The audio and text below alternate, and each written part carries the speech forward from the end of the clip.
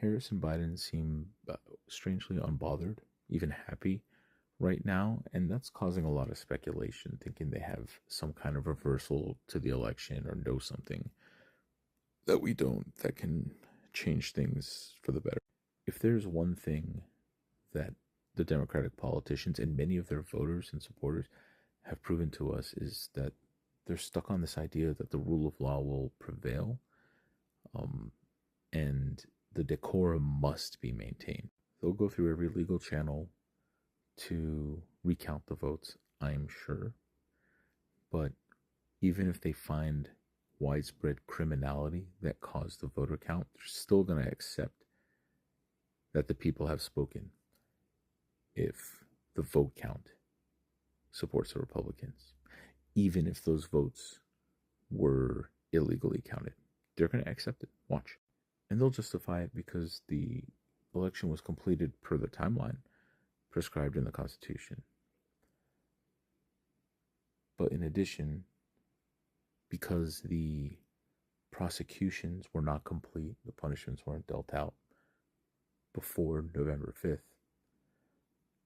they'll just accept the vote count. They just will. Even if there was hacking of voter machines, even if there was corruption counting the ballots, they're going to accept it just one. And in the off chance they don't, any right-wing voters are also going to accept the guise of legality and roll with it. And that includes most of the military. Voter or not, they'll accept. Now, Trump left a lot of poison pills across the levers of power in the United States before he left, right? He ruined our chance at Afghanistan drawdown. He put pieces in play to trash our economy, raise taxes on people.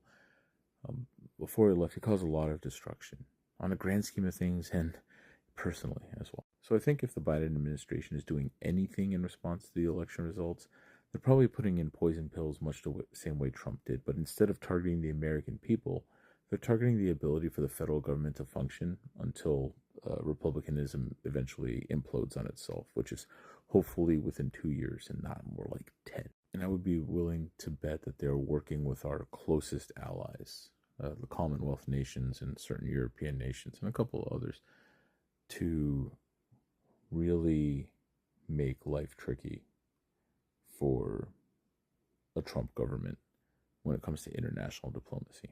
So while I don't think this fixes his control over the domestic situation, I do think he's going to be surprised when he goes to our adversary nations to find his friends and ultimately be snubbed by them. I also think they're going to be releasing evidence about Elon's activities to foreign nations so that he could be prosecuted or sanctioned there.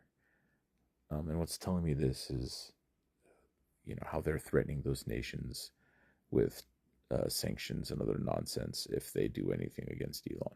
So I really hope I'm wrong, but don't expect a reversal of the known election results so far. Expect to hear a little bit of funny news in international media. Maybe. But what do I know? I'm just a moose.